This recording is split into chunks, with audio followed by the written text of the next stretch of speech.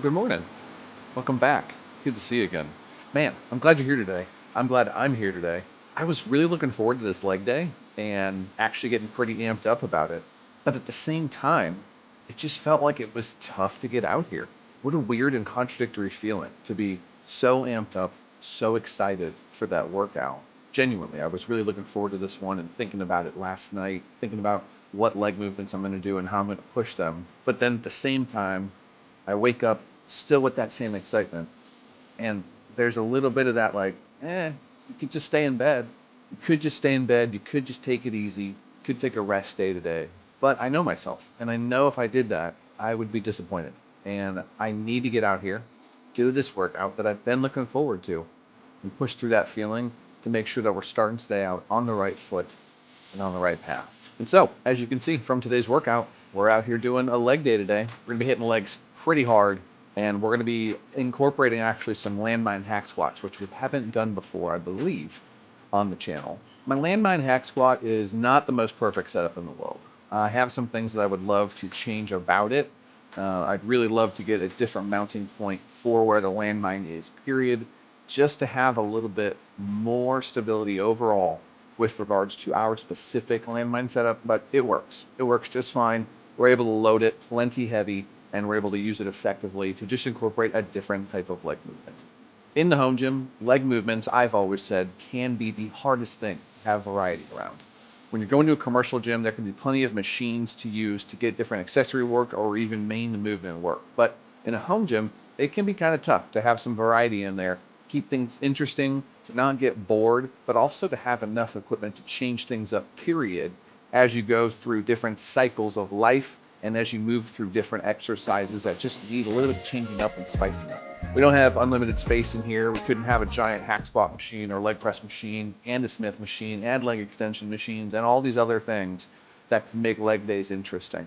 And there certainly are plenty of different machines that can be used on a leg day to get you to your end needs. But in a home gym, we've got barbells, we've got some leg extension and leg curl machines if we're lucky, maybe a calf raise machine if we're even luckier. And then sometimes maybe somebody will have a leg press or a hack squat or maybe even a dedicated belt squat setup. But it would be uncommon for most average home gym users to have multiple of those things, let alone all of those items. So today we'll be using that landmine setup over there to get in our main movement work before we move on to our leg extensions and hip thrusts and the rest of those things to really send our legs all the way home. I've been very happy with how these leg days have been going lately. We have been exhausting our legs, especially our hamstrings, and in a good way.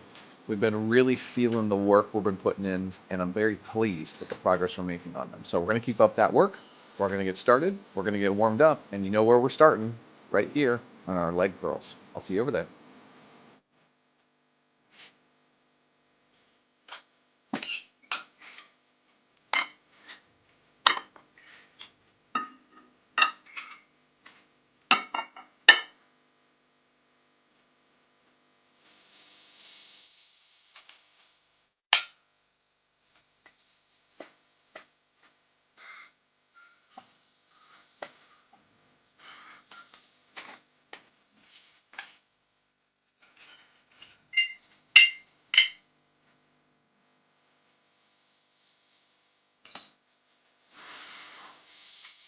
Set one. Here we go.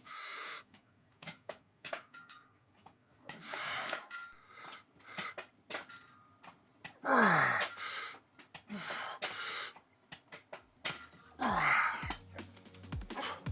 right, last set here. We're going to throw in some partials at the end to maximize this.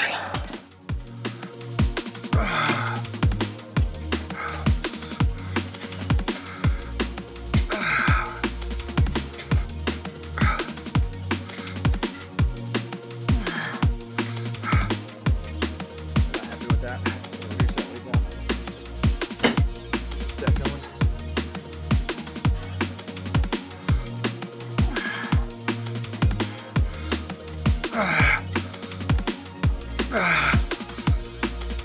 Okay.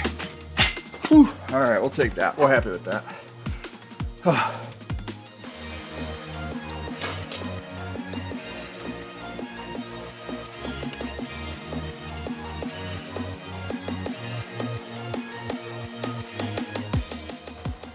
sure is something, isn't it? How quick and easy we are to pass judgment, not necessarily on others, but on ourselves. We are so hard on ourselves sometimes, and we give no grace, none. That's not to say at all that it's the easiest thing in the world to not pass judgment on other people around us, to give others grace, to be forgiving of all the individuals around us who are constantly making mistakes just like we are.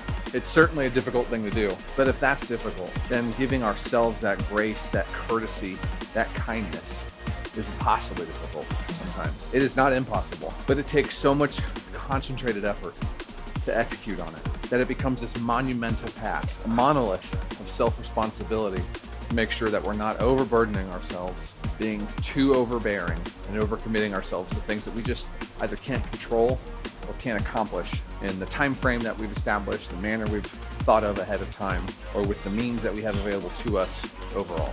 It's so tough. It's so hard because we can sit there and we acknowledge that we've got to be easier, gentler, more forgiving, whatever it might be.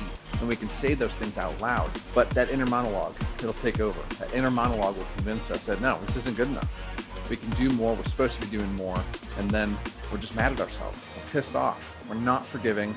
We're not actually seeing the bigger picture here and realizing that with a little bit of grace, we're still going to get to the same outcome that we envisioned for ourselves. We just have to be patient. So that's the thing we all struggle with probably 99% of the time, isn't it? Patience. Especially if you're like me, grew up a millennial, and you're fighting that uphill battle of delayed gratification and not seeking that instant gratification. Changing a Netflix show when you feel like it, skipping the commercial, swiping away on that TikTok video, that Reddit post, that Facebook post, whenever you're bored with it. Our brains have been chemically wired to seek out that instant gratification. And we fight ourselves every single day to not just take the easy route that's probably not going to yield the same results. And if it does, we probably still had to put in just as much work, and it was a lot less effective use of our time. And so we get hard on ourselves. We get mad, we get disappointed, we get frustrated that we can't do it faster, that we can't do it better than whoever this person is that prescribed it to us, that we can't help ourselves to get out of the hole, the rut, the problem that we're in with the snap of a finger. It takes time, and it takes patience.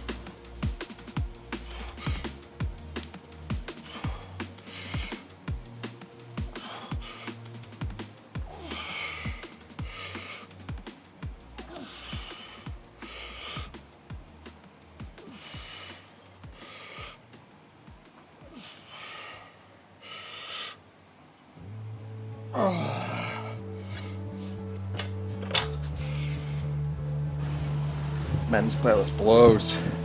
Don't go search around for music like I am. Scan that QR code right there. It'll take you to my gym playlist. All EDM music. You're gonna love it. I know you will. It won't disappoint.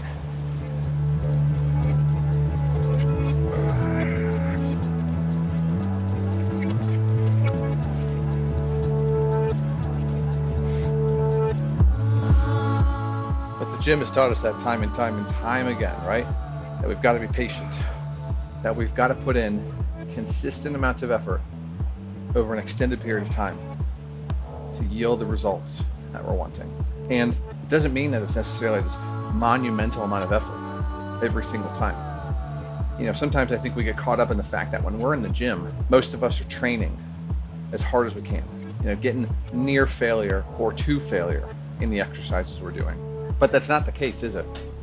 We certainly have days where we're not training to failure, where we're not putting in 100% of the effort that we have available. Maybe we're a little bit tired that day. Maybe we're getting a little bit further on in our training schedule, and it's about time for that rest period, that deload week. So maybe we're only able to put in 70%, 80%, but we're still making progress, right? We are. We are still making progress, even if we're only able to put in 80%. We're moving ourselves closer to the ideal vision of ourselves when we're here in the gym. And so in life, why do we get so frustrated and mad at ourselves when we can't give it 110%? We've talked about that before. We know we can't give 110%, not every day.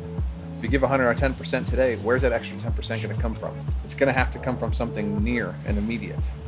So you're going to have to sacrifice on something. What's that sacrifice going to be? How are you going to make time for it, energy for it, mental capacity for it? Those are the questions we have to ask ourselves. And so we know we can do that in the gym. Why can't we do that in the real world? Why can't we give ourselves the grace to know that we're putting in effort, even if it's not the 110% that we're aiming for, striving for, and probably more than anything, wanting ourselves to do, so that we can get to that end goal quicker, move on to the next thing quicker, and get that gratification even sooner. That's so hard, isn't it? I know it is. It really is just so easy to forget the lessons that the gym's taught us over the years. And we have to put ourselves in that right mindset of the real world being truly equitable to the lessons we learn here in the gym. But I'm gonna repeat something I said just a couple minutes ago. It's so easy to say those things to ourselves, to think those things even. But when we're caught up in that moment of stress, of panic, of anger, of frustration, of whatever that emotion is, we can say those things to ourselves. We can visualize that grace, that patience, the time that it is going to take us, and that we will get to that point in time no matter what, because time will move forward. And no matter how much we say that and remind ourselves of those things, it can't bring our stress levels down, our cortisol levels down, our anger down, our frustration down. It can't make us more at ease and at peace with the reality. That's just going to take a little bit more time. It's tough. It's tough.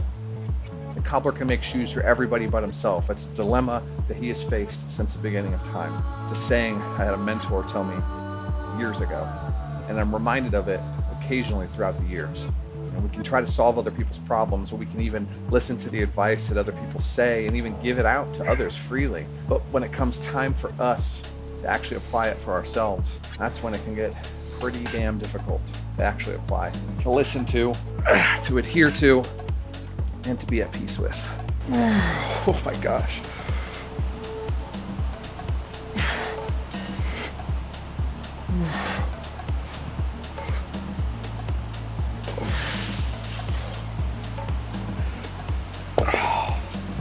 Man, this probably didn't look like the best hip thrusts. I would wager that when I review this, I'm going to be disappointed in my overall form. But man, they felt good. Our glutes are on fire, man.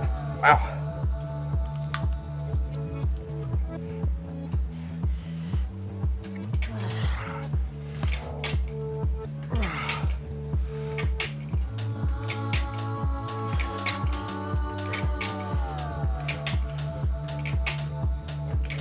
Oh my God, our quads are fried. Wow. Oh my. Wow. You know, those hack squats in the moment, they were definitely really tough, but it felt like we still had a good bit more in there, you know, like we finished around RPE 8, I would say, which is what I was aiming for. But wow, spent a couple minutes and man, these quads are suffering. All right, third and final set here. Let's give it everything we got. Let's get our 10 reps or so, and then include the partials. Got that left in the tank.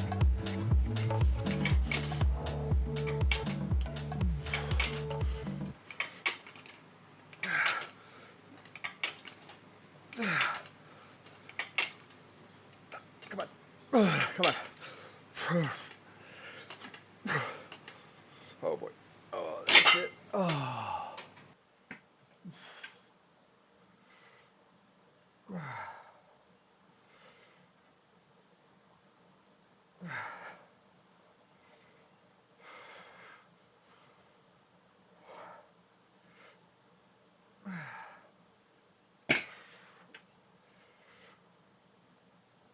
Oh, I miscounted there. So here's what I'm going to leave you for today. Got some calf raises and some hip abductions to do over there still. Wrapping up these, and I'm going to get in and get my day started. And I'm going to be patient. I'm going to be mindful of the fact that I want things to move faster, be bigger, be more, have more, all those things, right? A human desire for more. But I'm going to have to slow down. I have to. I have to slow down in everything I do to not only appreciate things more, but also achieve more with what I have in front of me. With the time I have available to myself, the resource I have available, energy, I have to make do with what I have, and I can't force it to go quicker. So I'm going to remind myself that I'm taking it as fast as I can, I'm moving things along as best as I can, and I'm going to accomplish what I've set out for myself. But I've just got to stick to the path. I can't deviate from it and try to find a shortcut. I'm going to end up wasting time and resources and energy doing that. But I also can't force it to go quicker than possible. I can only move and do so much at once. So I'm going to give myself that grace. I hope you too will give yourself that grace.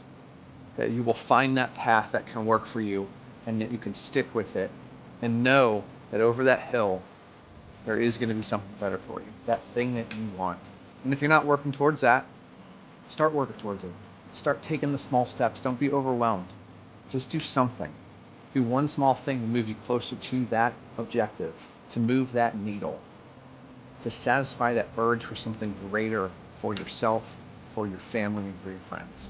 It can be tough to take that first step sometimes, but once we do, it's magical. It's amazing. Everything almost gets a little bit easier because we realize, oh wow, we can do this. But we have to acknowledge that it's going to take a little bit of time. It's going to take some time. But we've got to take that first step. And if you struggle taking that first step, if you need help taking that first step, if you don't even know what that first step is, reach out. Let's have a discussion. Let's have a conversation. And perhaps I can help you with some one-on-one coaching. Use that QR code there or use the link down in the description, and let's set up a time to talk and let me help coach you through whatever it is this change you're trying to achieve is. We'll talk about whether or not I can actually help you, and then create a plan of sustainable goals to really get you to that best version of yourself. Enjoy the day ahead of you, people. I'm going to do my best to do the same. I'll see you soon.